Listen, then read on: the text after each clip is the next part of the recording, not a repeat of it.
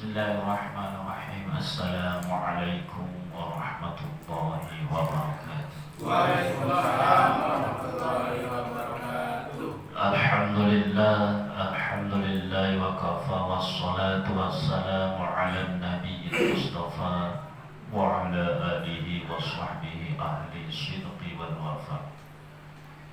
Asyhadu an la ilaha illallah wa asyhadu anna Muhammadan abduhu wa rasuluhu la nabiyya ba'da. Allahumma salli wa sallim wa barik ala nabiyyina wa habibina wa maulana Muhammadin wa ala alihi wa sahbihi ajma'in, amma ba'd.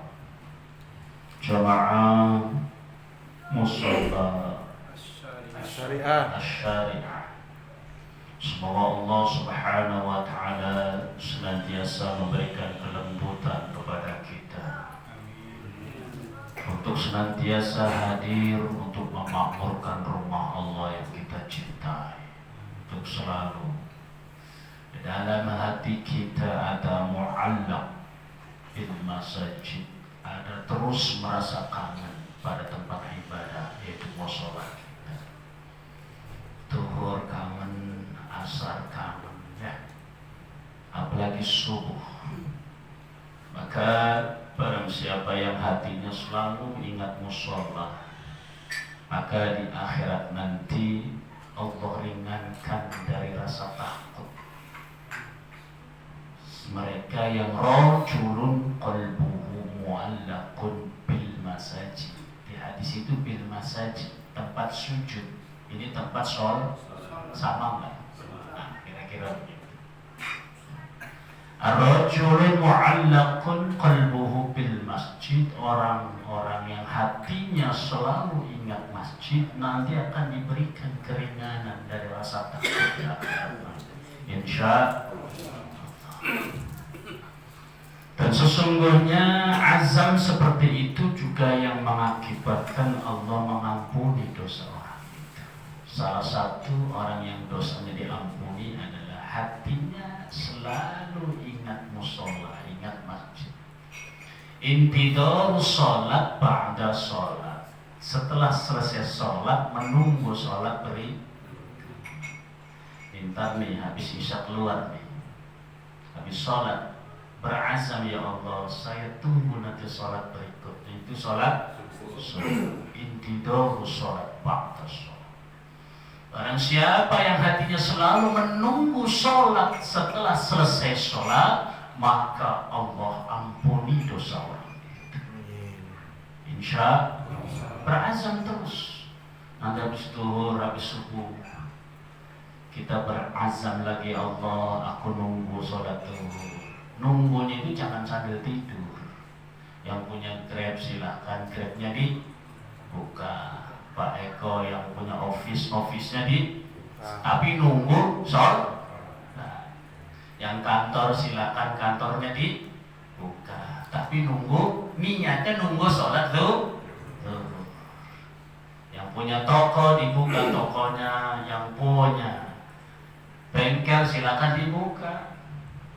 Niatnya intidor sholat, yaitu menunggu sholat. Ketika ada panggilan sholat, lah itu yang aku tunggu, maka cepat bergegas. Nah, yang seperti itu orang yang ciri-cirinya diampuni dosanya oleh Allah.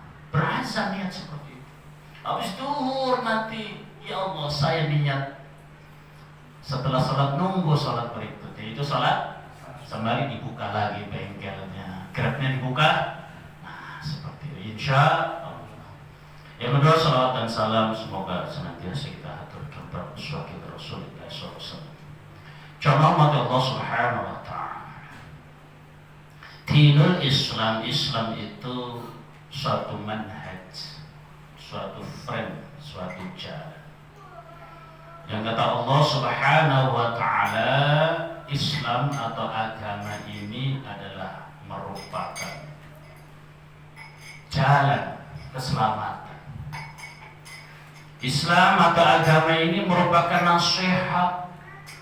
Orang kalau gak di-frame dengan agama lebih jahat dari binatang. Percaya nggak? Kalau nggak dibatasi dengan A, lebih jahat daripada binatang. Kemuliaan manusia terletak pada mereka sejauh mana ketundukannya kepada Allah Subhanahu wa Ta'ala. Kalau binatang sejauh mana dagingnya banyak.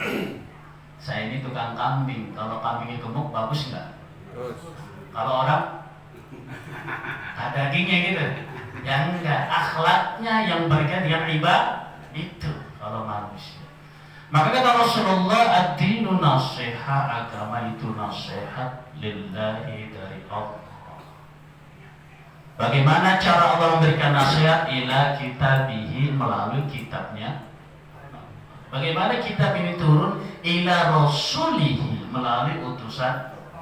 Wa immatil mu'minin wa ammatihi, dari Nabi terus kepada para tabi'in, para sahabat tabi'in, tabi'ut tabi'in, para alim ulama, orang tua kita, sampailah kepada kita. Itu cara nasihat itu turun.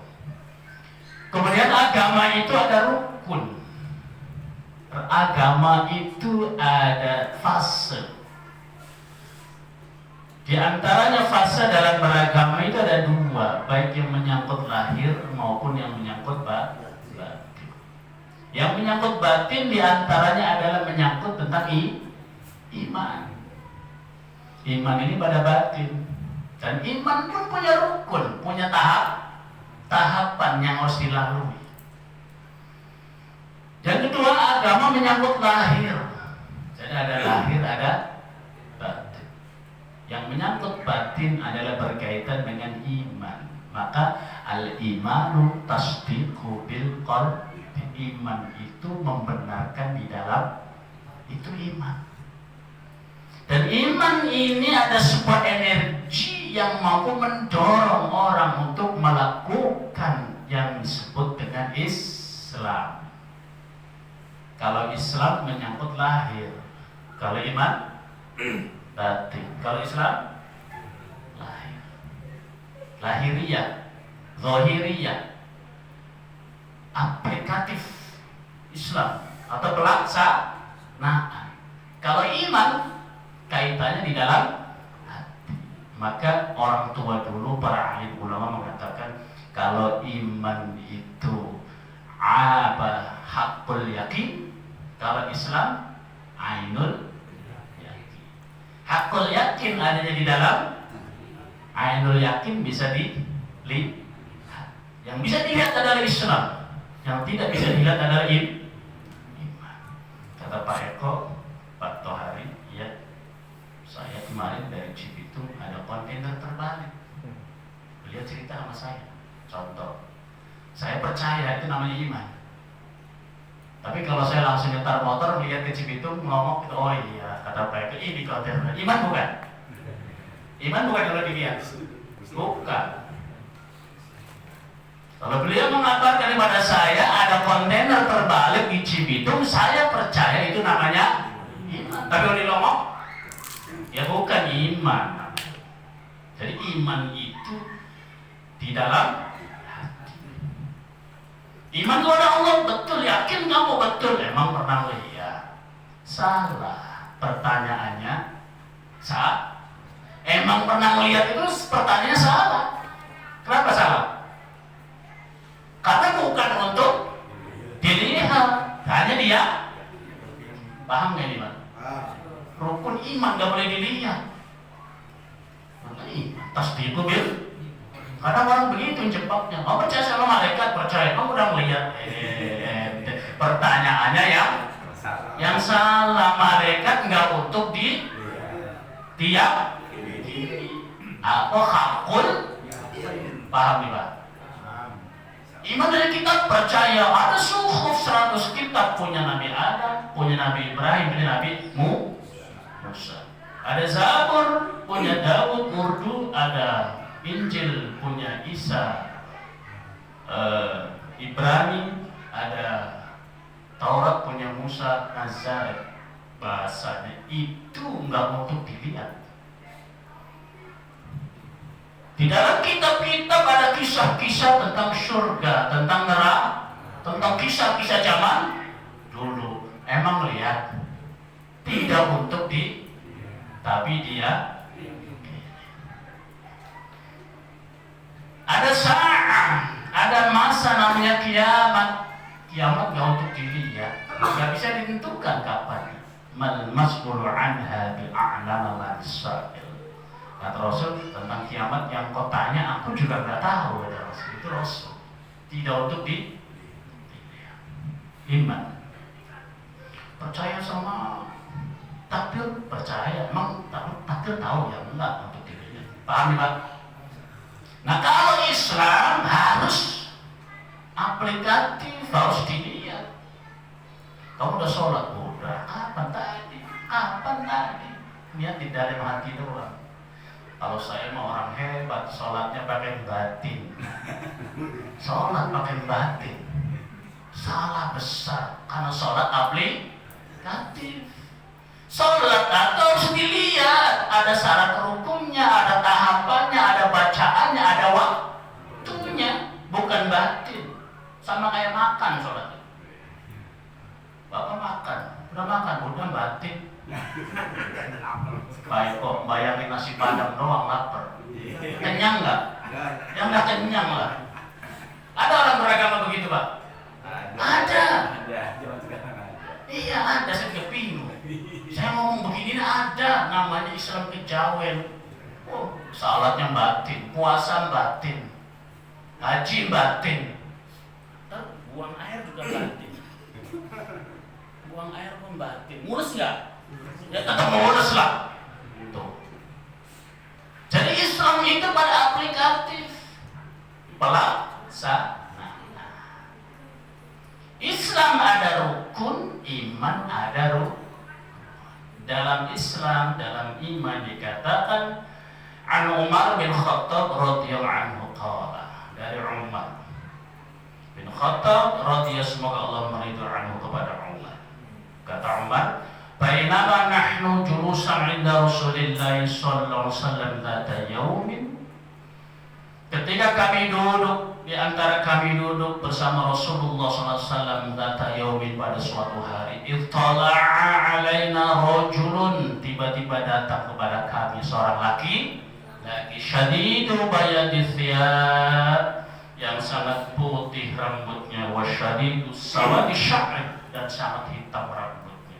Kata Umar, la ya'rifu minna ahadun, di antara kami tidak kenal orang itu, hatta jalasa ila Nabi, sampai duduk bersama Nabi. Kata Umar, suatu ketika ada orang yang bajunya rambutnya hitam, kami nggak kenal, nggak tahu itu dari mana, tahu-tahu duduk bersama kami dekat dengan Rasulullah Sallallahu Alaihi Wasallam, wasnada rukbatai ila rukbataihi, bahkan dengkulnya dekat dengan dengkul Rasul. Kemudian orang itu mengatakan, ya Muhammad, wahai Muhammad, akhbirni anil Islam, kabarkan kepadaku, ajari aku apa itu Islam. Kata orang yang bajunya putih, rambutnya. Hadis ini disampaikan oleh Umar. Umar itu punya julukan Amrul Faruq. Amrul, pernah dengar julukan itu? Umar Amrul Faruq. Terus mertuanya Rasulullah Abu Bakar Siddiq, namanya Abu Quhafah. Abu Quhafah aslinya, julukannya Abu Bakar. Abu, bapak Peter perawan, si Peter percaya. Bapaknya perawan yang bisa dipercaya itu. Karena satu-satunya istri Rasul yang perawan adalah anaknya Abu Quhafah. Maka bapaknya dijuluki bapaknya perawan, yaitu Abu Bakar. Nah, itu julukannya. Yang satu nggak ada yang itu, nggak ada yang ori. Rasul itu cuma satu yang ori itu. Sampai bapaknya julukannya Abu Bakar Siddiq, bapaknya perawan. Namanya Abu Quhafah. Jadi Abu Bakar Siddiq itu bukan nama asli, julukan, nama asli Abu Quhafah. Ada satu-satunya Rasul menikahi Aisyah itu perawan. Bapaknya Aisyah siapa? Abu Quhafah, julukannya Abu Bakar Siddiq. Ali karomah wajah, dimuliakan wajah. Kenapa dimuliakan wajahnya? Ali itu nggak pernah ngelihat sendiri, nggak pernah. Kalau kita kan dilihat tiap hari. Tapi kamar mandi takut nyantol kayak kok. Nyantol di pintu tiap hari dilihat. Ali nggak pernah punya sendiri, nggak pernah paling punya tetangganya ya Allah. Hebatnya wajahnya dimul. Umar julukannya Amrul Faruq, tegas menegakkan kebenaran. Umar itu lebih pada konfrontatif. Dikit-dikit. Iya. Kalau Abu Bakar Siddiq dialogis, pendekatan pemikiran dan musyawarah. Kalau yang satu, sahabat nggak harus begini. Di sini harus ada yang begitu, Pak. Harus ada yang striker, harus ada penjaga gawang. Dulu saya ini bisa penyerang ini di Fosfat. Beliau penjaga gawang, kita yang nyerang. Serang terus di podium. Ya, sekarang saya penjaga gawang udah tua. Yang muda-muda yang harus itu sama aja. Dulu juga berdakwah. Umar itu sedikit tegas menegakkan kebenaran. Anaknya Umar namanya Ibnu Umar, Abdullah bin Umar. Itu umur 14 tahun disuruh perang. 14 tahun anaknya Umar. Umur 15 tahun ikut perang beneran, perang Ahzab. 15 tahun ikut perang. Ini berapa tahun ini? Itu berapa tahun? Sampai berapa tahun, Mas? Iya, berapa? 17. Pernah perang nggak? Anak kita umur 17 tahun dikasih ceplok minta dadar, dikasih dadar minta orek, coba. Tinggal makan aja susah. Apalagi perang. Udah kasih ceplok mintanya dadar. Perang di sana itu nggak kayak di Indonesia bisa nyilem, tahu nyilem? Di kali bisa ngumpet di pohon, nggak bisa. Tuh. Padang pasir bebatuan, berlindung di batu panas debu tuh. Di sini enak perang ngumpet di pohon-pohon sambil makan rambutan. Di sana nggak bisa. Coba 15 tahun, Pak. Maka jadi motivasi kita, ya Allah, umur kita 15 tahun, anak kita suruh berjamaahnya susah. Anaknya Umar udah perang 15. Maka dari itu lagi motivasi untuk kita orang tua terus mencontohkan, terus mencontoh untuk sholat berjamaah, mengajak kebaikan, jangan pernah bosan. Itu anaknya Umar. 15 tahun ikut perang, anak kita ya Allah. Udah dikasih ceplok minta dadar. Timbang makan aja susah. Ini jadi motivasi sehingga kita menjadi contoh, mencontohkan pada mereka, memotivasi pada mereka. Jamaah Allah Subhanahu wa taala, kata orang itu diriwayatkan dari Umar mengatakan, ya Muhammad, wahai Muhammad. Ini di hadis tulisannya Muhammad. Di sini Muhammadu Rasulullah. Jadi ada embel-embelnya, enggak cuma Muhammad doang. Ada Muhammadu Rasul, ada tulisan Shola'am, ada Sallallahu alaihi, tulisan kecil. Ini fungsinya apa ini? Agar ketika yang baca itu bersolawat, yang baca kitab, sehingga yang arangnya dapat pahala tuh. Ada orang muazzin, innallaha wa malaikatahu sholawat dulu, yang dengar shollu. Terpancing ikut sholat. RT bikin surat sama ya, ada embel-embel gitu kan, khotimahnya begitu ya. Ada sekretaris RT ini ngajak orang bersolawat. Memang diajarkan mau ada ngomong begitu ya, ini kan memancing orang untuk sama kayak kita bikin surat kan, ada pembukanya, ada salawat dan pasti itu, sehingga kita yang baca harusnya juga ikut bersolawat. Sama kitab-kitab itu kalau menyebut nama Nabi pasti ada tulisan Shola'am, tuh tulisannya merah, Sallallahu alaihi. Jadi nggak boleh menyebut nama Muhammad, Muhammadnya doang. Harus ada embel-embel Muhammadu Rasul. Kalau nggak ada embel-embel begini dikasih depannya Sayyidina Muhammad, Sayyid, junjungan kami, yaitu Nabi. Sini PRT-nya mana? Namanya siapa? Pak Farikin. Lagi lihat Farikin mana? Oh, congong bener. Minimal Pak RT mau ke jadi haji, kita panggil Pak Haji mau. Enggak Farikin kemana? Ya enggak lah. Pak Haji mau. Panggilan semacam ini Ibnu Zakaria As-Saraf An-Nawa mengatakan disebut suluhul adab, tata cara bersopan. Begitupun pada Rasulullah, Bapak Nabi Muhammad doang. Walaupun beliau nggak minta dipanggil begitu, kita sebagai umatnya bentuk takziman, penghormatan harus ditambah minimal Muhammadur Rasul atau Sayyidina Muhammad. Walaupun beliau Pak RT nggak minta dipanggil haji, tapi kalau sudah berhaji kita panggil itu disebut suluhul adab.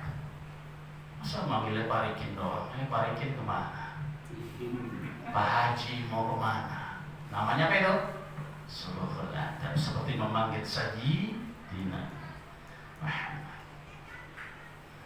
Qala Rasulullah sallallahu alaihi wasallam, maka Rasulullah sallallahu alaihi wasallam mengatakan al-Islamu an tashhada an la ilaha illallah wa anna Muhammadar Rasulullah. Yang pertama, Islam itu bersaksi tiada Tuhan kecuali Allah dan Nabi Muhammad utusan Allah adalah yang menciptakan semuanya. Selain Allah disebut makhluk. Dan jadi Tuhan itu punya syarat, Pak. Jadi Tuhan punya syarat. Syarat menjadi Tuhan itu 20. Ditambah 20, ditambah 1, 41. Minimal 20. Kalau orang ngaku Tuhan, kalau syarat ini cukup boleh. Iya. Yang pertama wujud. Syarat jadi Tuhan ada. Adanya sebelum kata ada ini ada, dia harus ada. Coba bisa nggak? Adanya sebelum bumi ini ada, dia harus ada. Ada orang ngaku Tuhan, kok duluan bumi daripada dia? Cukup gak syaratnya? Ya Allah, baru 20 itu. Adanya itu dia buminya dengan dianya harus duluan. Kira-kira tukang kusen duluan kusennya apa duluan tukangnya? Duluan mana Pak Eko? Tukangnya, iya tuh. Masa duluan kusennya baru dia lahir ngaku Tuhan? Ngaku tuh. Itu baru satu syarat. Sebelum bumi ini ada, dia harus ada. Allah itu sebelum bumi ada sudah. Sebelum bumi belum ada, sudah ada Allah. Sebelum arsy ada, Allah sudah ada. Makanya orang mengatakan Allah duduk di arsy. Sebelum diciptakan arsy-nya, Allah duduknya di mana? Bingung dia. Paham Wahabi kan begitu. Allah duduk di arsy. Sebelum arsy jadi, duduknya di mana Allah? Ayo. Makanya nggak boleh dimani duduk kayak manusia. Allah turun seperempat malam ke bumi, turun dengan wujud. Nah, kalau di sini malam, kalau di Arab, di Singapura, nah kalau nggak itu nggak turun dong, atau nggak naik, siang terus, kan berputar. Maka memaknainya harus dengan ditakwil, bukan makna sebenar. Itu wujud harus ada sebelum ada. Ada manusia begitu. Fir'aun ngaku Tuhan, duluan buminya daripada Fir'aun. Jadi ditahui sama setan lah. Setan ketawa, itu Fir'aun. Aku yang setan, gak pernah ngaku Tuhan. Aku setan gak pernah ngaku. Nah, kamu manusia ngaku Tuhan, itu bangetan kata setan. Dikagetin Fir'aun. Siapa itu? Lebih kepingkel-pingkel lagi setan. Itu Tuhan nggak tahu siapa yang ngagetin. Kayak gitu aku tuh. Itu baru satu dah nggak bisa. Kidam terdahulu tanpa setar. Allah terdahulu tanpa. Kita ada setarnya nggak? Pasti makhluk ada setar. Pasti. Ini tahun berapa adanya perumahan ini? Kita lahir tahun. Allah terdahulu tanpa setar. Udah ada satu aja udah nggak cukup syaratnya orang mau jadi Tuhan.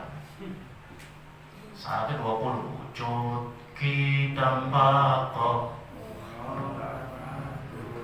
tawadisi diamu binafsi wadaniya kudrati roda ilmu ayat sama wasokalam qadiran muridan aliman ayan samian basiran mutakali. Masih 19 lagi.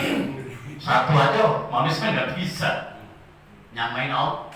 Maka nggak boleh tunduk kecuali kepada Allah. Nggak boleh meminta kecuali hanya kepada yang selain itu makhluk. Kita nggak boleh tunduk pada manusia, hanya pada ketundukkan kita anak kepada orang tua, bukan melihat orang tuanya. Ini semata-mata perintah. Secara tidak langsung kita nggak tunduk dengan orang tua itu kalau Allah tidak nyuruh.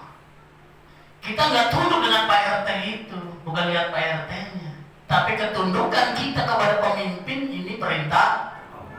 Kata Pak RT, ayo kerja bakti. Ya kita tunduklah, bukan karena Pak RT-nya. Ini perintah Allah untuk tunduk pada pemimpin.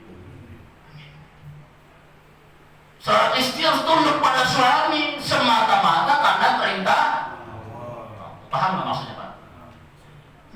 Seolah-olah itu pada hakikatnya adalah ketundukan kita hanya kepada, bukan kepada makhluk.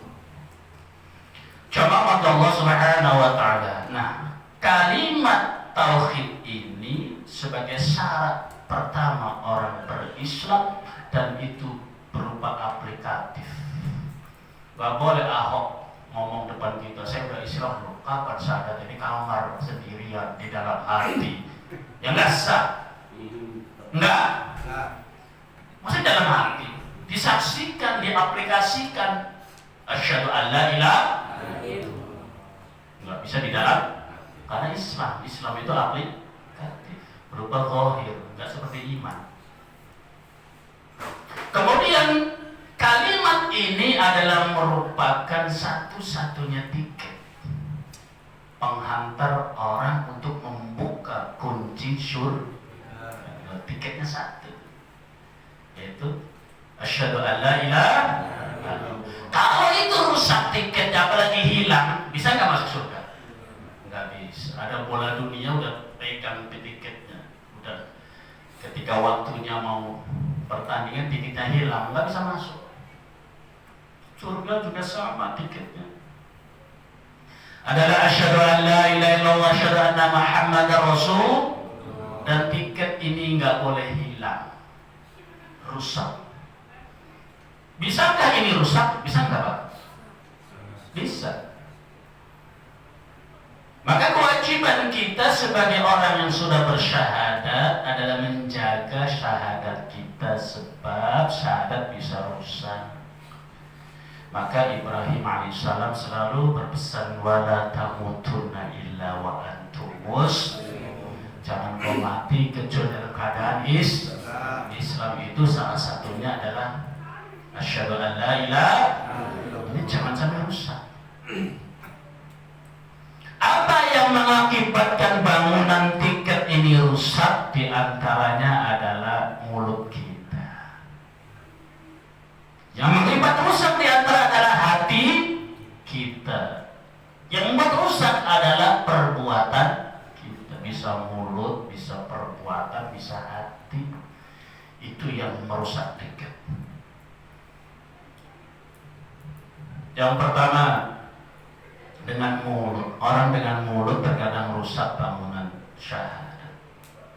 Tadi saya minum botrek, aduh manjur emang botrek itu, sembuh saya minum botrek. Bisa rusak, hanya botrek sembuh saya dengan minum itu rusak, mulai dimakan rayap. Maka jangan lupa mengatakan kalimat alhamdulillah. Tadi minum enakan kepala, tuh yang benar. Semuanya dapat, pahalanya dapat, bangunan syahadatnya aman. Paham? Wah, saya tadi mindset minum itu enak tuh, itu manjur itu. Ini dikikis habis. Maka sebut Allahnya alhamdulillah, atau dengan izin Allah. Ada embel-embelnya, ikuti apa, bawa nama Allahnya agar jadi zikir, agar jadi pahala. Paham ini? Kalau ngomongnya begini terus nggak pernah disebut nama Allah, itu lama-lama hati kita kosong dari Allah. Kalau nggak membiasakan, maka selalu menyebut nama alhamdulillah ya Allah. Saya dibantu Mas Eko, utang saya lunas, terima kasih Mas Eko. Utang saya lunas tuh Mas Eko. Padahal Mas Eko nggak punya kekuatan apa-apa, bersihin aja Allah yang atur. Napas aja Allah yang apalagi bisa nyelesain masalah saya, masalah dia sendiri Allah yang atur. Percaya nggak Pak? Saya. Kita sebut alhamdulillah ya Allah, saya dibantu Mas, utang saya selesai. Tuh, paham ini? Aman bangunan syahadat. Berikutnya adalah meyakini ada kekuatan selain Allah. Rusak syahadat. Pak Eko ke mall bawa duit 5.000, lemes banget. Kenapa kok ngamplek Eko? Patuh hari aku cuma duit 5.000. Ke mall duitnya cuma 5.000, ngamplek gak Pak? Sok, ngamplek gak? Tapi Pak Eko ada 50 juta ke mall. Kira-kira begitu. Ya, maksudnya saya jenengan semua, ya beliau sebagai tokoh kita jadi contoh. Sebenarnya kita semua ada kekuatan selain Allah, yaitu duit. Maka bisa rusak bangunan asyhadu an la. Jadi yang rusak bangunan itu seperti itu bisa rusak. Ada kekuatan selain. Maka letakkanlah semua materi itu di tangan kita, jangan di hati. Biasa aja. Biasa. Mau banyak duit ya seperti itu. Gak punya duit ya bisa ini. Insya Allah. Bismillah. Saya punya duit. Lahir gak bawa duit. Lahir bawa duit. Kullukum arin. Engkau telanjang waktu lahir. Apa bawa pantofel? Pakai blue jean lahir? Enggak, kita telanjang. Kalau nggak punya duit ya biasa. Alhamdulillah hari ini nggak punya duit. Insya Allah besok punya. Rezeki itu terpuk. Sekarang nggak ada, alhamdulillah. Besok ntar ada. Pas besok ketemu ada, alhamdulillah bisa bayar listrik kan gitu. Sekarang alhamdulillah ada duit, alhamdulillah. Nggak punya duit, alhamdulillah. Hebat nggak? Bisa seperti itu? Insya Allah. Ada kekuatan selain Allah bisa untuk musyrik. Oh ini pulpen sakti. Ini bebas semua tanah-tanah di pinggir. Pulpen saya hebat. Pulpen saya pejabat contoh nih. Tanda tangannya bisa membebaskan. Ini bisa rusak bangunan asyhadu an la, karena pulpen punya tahu maksudnya Pak? Tanda tangan kebijakan seorang pejabat itu kan seolah pulpen yang punya kekuatan. Ini bisa rusak bangunan asyhadu an la. Ya saya hanya pejabat, hanya dititipi amanat. Kalau memang seperti itu, ini ya semata-mata karena Allah, itu baru. Jangan pada Allah Subhanahu wa ta'ala. Kemudian berikutnya letakkan benda sesuai dengan makom, sifat, fungsi, agar ini tidak rusak. Posisikan benda sesuai dengan sifat, maka kamu fungsi. Saya naik mobil bawa Quran, Qurannya taruh di mobil. Kenapa naruh Quran? Biar selamat. Ini rusak. Quran bisa merusak syahadat Pak Eko. Percaya nggak? Quran bisa menyelamatkan? Enggak. Yang bisa menyelamatkan Quran itu dibaca dan diamalkan, bukan naik mobil ditaruh Quran. Ada anak nangis di kepalanya bayi taruh Quran di bantal. Biar apa? Biar setannya bubar, nggak takut setan sama Quran. Kenapa awalnya nggak takut? Cuma Quran. Tapi kalau Qurannya dibaca, gemeter setan. Sebagai zikir. Diamalkan, sedot itu setan. Iya. Tapi kalau ditaruh lah, ini nggak melekatkan benda pada makom dan anak panas dikasih bangle. Biar apa Bu? Ya ini setan takut sama bangle. Ada setan takut sama bangle. Tahu bangle ya? Nah, ini rusak ini bangunan syahadat. Lah kalau anak panas banglenya dibecek, dipoprokin, diupun-upun. Karena bangle ada zat penenang. Bukan ini setan takut, keserempet, kesambat, enggak. Ada yang punya cincin? Kalau dua lagi saya bagus. Kalau bagus silakan dipakai. Kalau laku silakan dijual.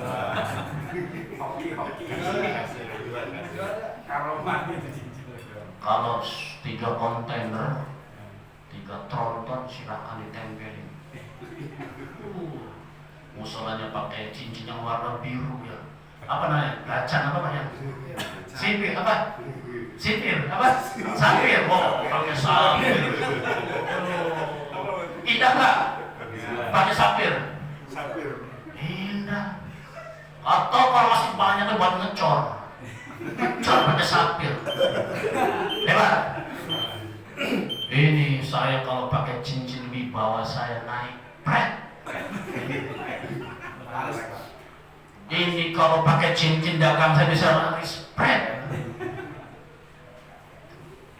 Ini salah menempatkan fungsi makom yang membuat orang wibawa naik bukan cincin tapi kejujuran, keikhlasan, tawadhu, suka membantu. Insya Allah bermin. Sok dapat cek dah. Coba cincinnya 10. Cincinnya 10. Akar bahar. Bajunya safari, setelan, sepatunya mengkilat, pantopel. Tapi rokok minta. Oh gitu. Ayo, wibawa nggak? Eko, ada nggak begitu? Ada. Senang Jaya atau Pangkor Buble. Apa-apa minta, rokok minta, ini sih apa? Drain, akar bahar, setelan, pakai peci laken ya. Rokoknya Samsu minta. Ada wibawa? Letakkan pada makom dan fungsinya. Bagus, pakai banyak, silakan banget. Laku dengan ini aku dagang bisa laris. Rusak bangunan. Asyhadu an la ilaha illallah. Sifat Allah itu Ar-Rahman, kasih sayang di muka bumi, baik yang taat maupun yang tidak diberikan oleh Allah sesuai dengan upayanya. Ada ustadz dagang jam 10 buka, tokonya jarang-jarang, mahal. Jam 11 atau jam 4 nutup, tempatnya mencil. Sementara Cina datangnya buka jam 6, tokonya lengkap, barangnya bagus-bagus, harganya murah. Tutupnya jam 11 malam. Banyak kan mana? Ya, banyak kan Cina. Padahal dia nggak kenal Allah. Allah kasih. Karena Allah punya sifat Ar-Rahman di muka bumi. Siapa aja dikasih. Cok bapak lagi di hutan atau tempat baris. Hah? Kira-kira Cina pakai akik nggak itu? Cina pakai akik nggak dagangnya? Enggak, baris. Ada satu tempat strategis, barangnya banyak, harganya mau bukannya jam 6 sampai jam 11 malam. Bapak 10, tapi bukannya jam 10. Udah. Tempatkan benda pada tempatnya. Ada yang punya keris? Ada. Keris maksudnya. Keris beneran. Itu bisa merusak syahadat kalau nggak ditempatkan pada makom dan fungsinya. Kalau kerisnya itu punya sejarah buat cerita, toh mbahmu dulu makannya ketuk, makannya itu jagung, makannya itu gaplek, tahu gaplek? Iya, makannya bulgur, tahu bulgur? Bulgur itu apa? Kucing aja nggak doyan. Kucing nggak doyan. Teman dulu buat makan mbah ya. Bulgur, toh mbahmu makan bulgur. Rajin sholat, rajin ngaji, berjuang melawan Belanda pakai keris ini nih. Nih kerisnya. Nggak pernah ninggalin sholat. Makannya singkong, bulgur itu pun kalau nemu, kadang nggak nemu. Rajin ibadah, rajin ngaji di musola sono ngaji, musola sono hari Rabu ngaji, di sono hari Kamis ngaji, jalan kaki. Ayah mau malu kalau hari ini kamu nggak bisa ngaji. Gurunya banyak, jalannya dicor, lampunya terang benderang, isi kulkasnya penuh, meja makan penuh makanan, kamu sampai nggak bisa ngaji, bapak malu. Nih keris ini, mbahmu dulu, makanan nggak ada, listrik nggak ada, jalanan gelap, gurunya jauh, pintar ngaji nggak tinggal sholat, melawan Belanda, nih kerisnya. Kalau punya nilai sejarah buat cerita, buat motivasi. Kalau bagus dipajang, ada nilai estetika, cakep aku polis depan. Pajang kalau bagus. Kalau ditawar 100 juta dikasih. Kasih lah, ngapain? 10 biji 100 juta berapa Beko? Ya Allah, bisa buka dapur lagi di sana. Dapur kedua. 1 miliar. Iya, ada Pak kali 100 juta harga.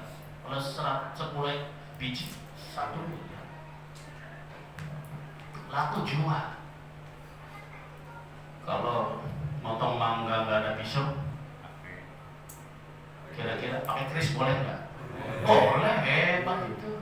Orang syariah motong mangga pakai keris. Agak lucu. Hebat nggak? Fungsinya sifatnya tajam, ya bisa lah buat motong mangga.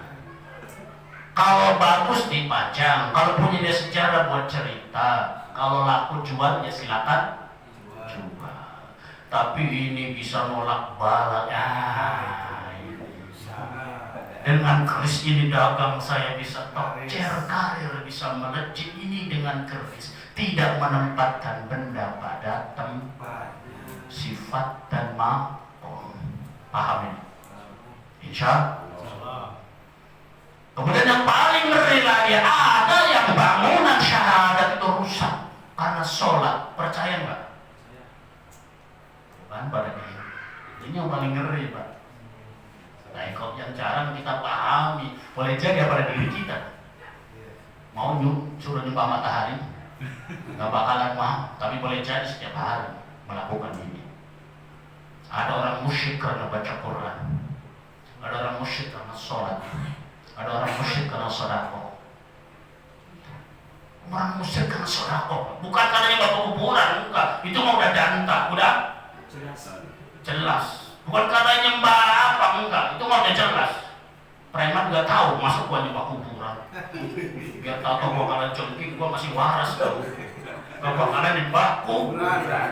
Preman itu yang takutnya pada jengking, apalagi kita yang sering taklid, gak bakalan. Cuma setan lebih pintar daripada berbagai cara. Sampai orang sholat pun dia musyrik. Lagi baca Quran musyrik, rusak sahadat. Kenapa kamu sholat? Habis di rumah ada mertua. Biar aku menantu yang taat beribadah. Sholatnya karena mertua. Musyrik nggak sholatnya? Lebih jahat daripada PKI, Pak. PKI-nya nggak muncul-muncul kayak demit. Digemborkan setiap 20-30 September nggak ada. Nggak ada itu. Ya ini PKI-nya ini yang begini. Allahu Akbar. Sholat duhur, jalan dulu sholat duhur. Ada orang nongkrong, itu orang telinganya nggak dengar. Tahu dah asal, masih aja nongkrong. Kalau diterusin nggak seperti gua. Bajunya baju ketaatan, tapi di dalamnya rusak. Awas. Itu yang sering menjebak kita, Pak. Karena kita nggak mungkin nyembah kuburan orang di preman yang arah jengkingnya penuh, tatonya aja nggak mungkin. Apalagi gitu, tapi itu tuh bisa jebak. Tuh. Tujuan dia ke masjid beribadah biar dikatakan alim, orang ahli ibadah. Paham? Bisa rusak. Lagi baca Quran. Kenapa baca Quran? Ya biar gua dipandang bisa baca Quran. Ini rusak. Maka kata Rasulullah SAW, wa inni akhafu ala ummati. Sesungguhnya aku takut pada umatku bukan ta'buduna syamsa. Bukan mereka yang nyembah matahari. Bukan ta'buduna al-qamar. Bukan mereka yang nyembah rembulan. Ta'buduna sana. Bukan mereka yang menyembah Lata Uzza atau patung, bukan. Tetapi wa inni akhafu ala ummati ya'maluna bi ghairillah. Yang aku takutkan pada umatku beribadah bukan karena Allah. Ini yang paling ngeri. Kelihatannya ketaatan tapi hatinya jauh dari paham. Insya Allah.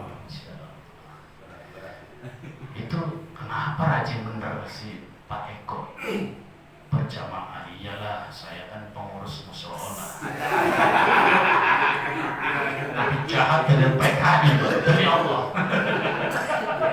Nipu orang baru, nipu diri sendiri, nipu keluar. Ya, lebih jahat nggak? Iya. Orang sholat bisa musyrik kan jahat, Pak. Orang baca Quran musyrik jahat banget, nipu orang, nipu diri sendiri. Tapi jahat. Insya habis waktunya.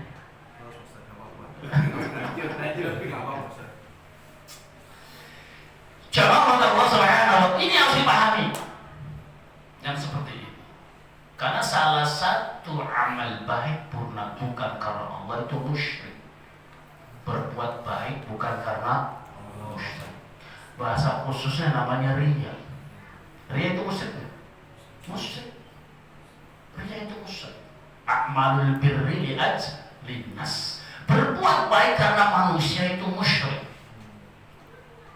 Maka dalam semua ini kita sandarkan kepada Allah. Maka jaddidu imanakum biqauli asyhadu an la ilaha. Perbaharui Islammu, imanmu dengan selalu menyebut asyhadu an la ilaha. Sering Pak membaca itu. Sebab boleh jadi dalam pergaulan mulut ke pleset, hati terpleset, anggota badan terpleset, sehingga tingkat ini maka jadidu imanaku. Perbaharui iman kalian dengan selalu membaca syahadat. Bukan dalam sholat aja, di luar sholat juga selalu minimal la ilaha illallah. La ilaha illallah. Paham ini? Satu-satunya tiket. Kalau itu rusak, bisa masuk ke dalam surga Allah. Kemudian wa anna Muhammad Rasulullah, dan Nabi Muhammad adalah utusan Allah. Nabi Muhammad itu al-aqib, Nabi yang terakhir. Enggak ada Nabi setelah Nabi. Jangan percaya orang aku Nabi. Nabi dari Kerawang, namanya Cecep bin Atet. Nabi dari Kerawang, Nabi dari Gunung Kidul, namanya Adino bin Bejo bin Pato. Jangan percaya. Sebab Nabi yang terakhir, Nabi Rasulullah sallallahu alaihi wasallam, utusan Allah yang namanya dibaca oleh Nabi Adam, ala qa'imil arsy maktubatan la ilaha illallah Muhammadur Rasulullah. Nabi Adam membaca kalimat itu, di kaki langit ada tulisan itu. Coba Rasulullah, dan termasuk Nabi yang terakhir, Nabi Muhammad bin Abdullah bin Abdul bin Hashim, Abdi Manaf, Qusay, Qilab, Murrah, Ka'ab, Lu'ay, Ghalib, Fir.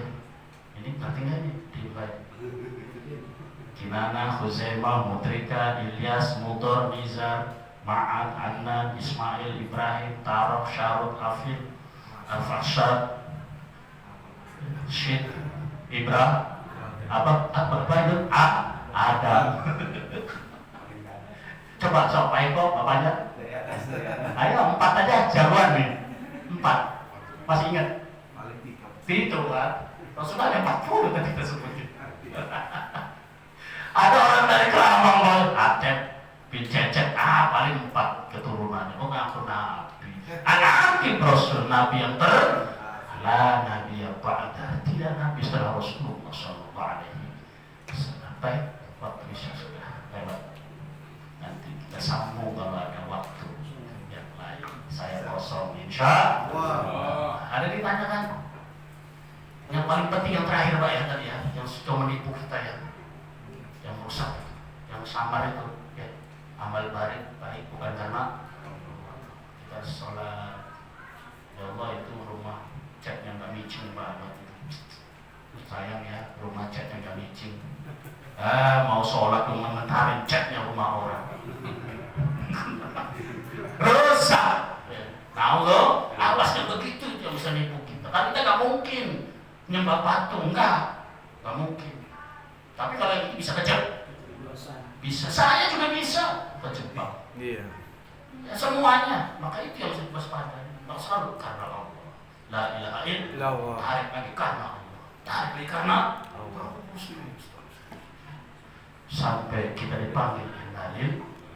Cukup ya, gak ada yang ditanyakan. Alhamdulillah, saya gak pusing. Baru paham semua. Insyaallah. Ihdinas siratal mustaqim. A'udzubillahi minasyaitonir rajim. Allahumma iftah lana hikmatak wa ansur 'alaina rahmatak. Amin. Wa anzil 'alaina bi barakatik wa 'allimna min ladunka 'ilman nafi'an wa 'allimna min ladunka 'ilman nafi'an ya dzal jalali ikram. Rabbana atina fid dunya hasanah wa fil akhirati hasanah wa qina adzabannar. Alhamdulillahi rabbil alamin. Demikian ihdinas siratal mustaqim. Assalamualaikum warahmatullahi wabarakatuh. Waalaikumsalam warahmatullahi wabarakatuh.